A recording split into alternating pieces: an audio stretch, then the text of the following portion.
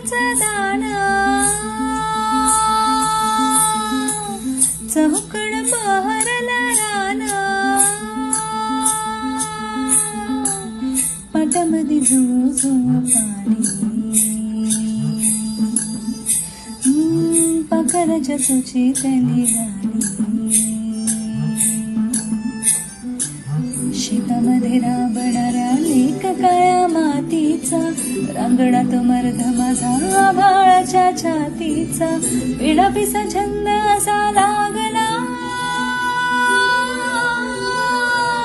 तुझ्यात जीव रंगला तुझ्यात